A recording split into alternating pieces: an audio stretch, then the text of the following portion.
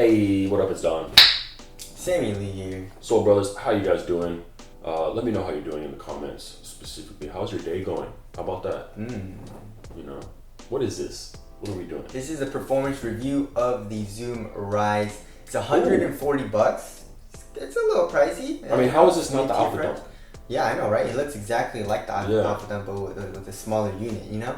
But yeah, this is, I guess, the baby Alpha Dunk or something like that. Baby Dunk. I'm kind of excited to get the Alpha Dunk, try it out, and then I'll probably do a versus video between those two.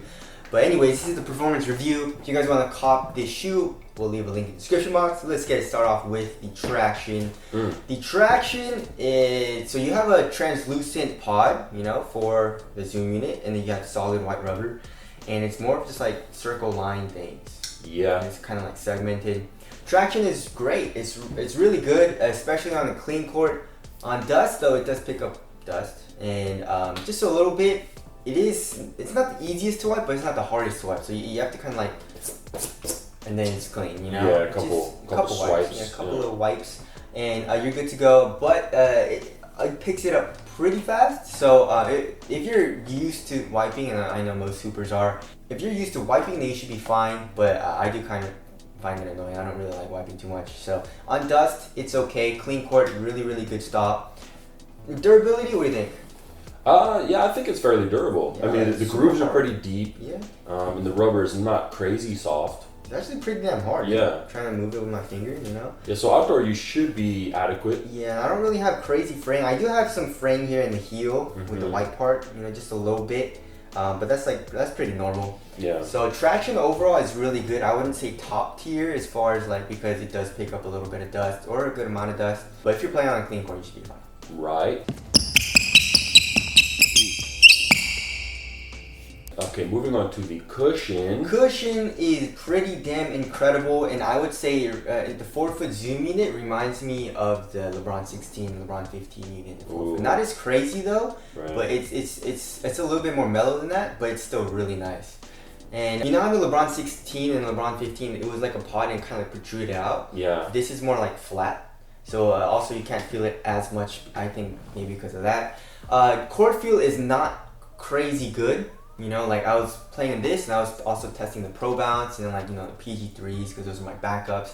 And I switched and I was like, damn, this is super low when I switched in the other shoes. So court feel, not the best, but not as horrible as like the LeBron 16s, you know? So it's not bad. Nothing in the heel? No unit in the heel? Oh yeah, no unit in the heel, but whatever foam they're using, like pressure with the fingers, it's actually pretty soft. Yeah, it feels kind of bouncy. Yeah, and it's actually like there's a little bit of bounce, like a little bit of bounce back.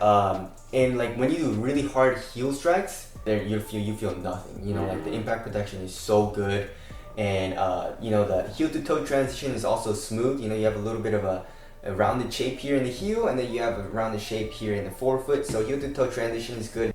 The Zoom unit doesn't allow the forefoot to bend that much, but it does. Which creates shape. Which creates like some rigidity if you like that in a hoop shoe. Yeah. I know some people maybe have like plantar fasciitis or something where they need support. Exactly. A good shank plate. So exactly. So there you go. Overall, I really like this cushion setup. I would have liked a little bit more court feel. You know, that's just me. That's my personal preference. But very bouncy in the forefoot. I love how that feels. It's I can't really feel it like right underneath my foot like the KD12. It's more of like when I start running and like sprinting and stuff, I can really feel the Zoom in, and that's really bouncy. It's like feels like a trampoline. Impact protection is great, and just everything about it is awesome besides the court feels. Right. Yeah. Okay, upper / materials. What do we got going on here? This is more of just like I believe they just call it a textile or an EM material. Yeah. Basically the same thing.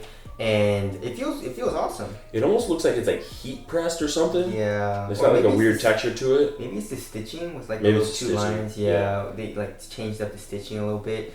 And I think that helps with like support and durability. At first it was like pretty, like it felt glued down a little bit and like really stiff. But it's really soft now that it's broken in.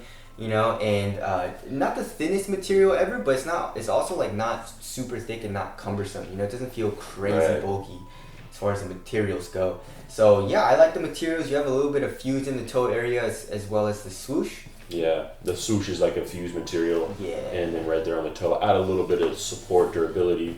And the Exactly. heel, what is this material? I don't know. It has like a rubberized texture or rubberized feel to it. It's like definitely a synthetic. Yeah. So that's going to give you a little bit more support and durability. And there's probably an internal TPU heel counter. Yeah, I can definitely feel that. Yeah. And then the tongue it's okay. It's not like I like a super padded tongue. That's just me. But Yeah. it's not super thin and it's not super thick. So I'd say it's just somewhere in between. You have an asymmetrical lacing system with just regular laces, and materials. I like it, dude. Yeah. Very soft, supportive, conforms to your foot really well. I like a really minimal upper though. That's just me, but. You know, it's Could have been a little more minimal. It could have been a little bit more minimal, but you know, I feel like they were gearing this towards more like a really supportive shoe. So I'm not super mad at it. Right. Okay, how's the fit? Fit, I went true to size, and it's incredible for my foot. You know, so I have a slightly narrow foot, so width wise that was perfect. Length wise, true to size, perfect. Toe room, there's really no toe room at all. So it's pretty snug there. It wasn't to the point where I was choking my foot out, but it was a really good fit for me in the forefoot, midfoot, and in the ankle area was great. One thing that does suck is it's pretty hard to put the shoe on because it is a high, so you have to really like untie and loosen the laces and then like pull the tongue out and stuff to put your foot in. But other than that, fit was great for me. If you have a wide foot, I would suggest going up half a size, and if you have a thick ass foot too, so just watch out for that. But if you're normal to narrow foot, you should be perfect in this. As far as the ease of putting it on, these wide canvas loops are pretty dope. Yeah. It's not like one of these thin loops that chokes your finger out, which we probably have to use them to get it in. Exactly. Right? But like, I wish this was attached because like you're pulling on this and it doesn't really help to pull this that much. So you end up putting your finger here anyway. Right. But anyways, that's just a little minor thing. Okay. Support and lockdown, it's great. The materials are very supportive. They don't stretch at all, so lateral containment seemed good. But I can feel since it seems like there's really nothing caging you in here. Like there's no foam coming up. Maybe the foam comes up a little bit.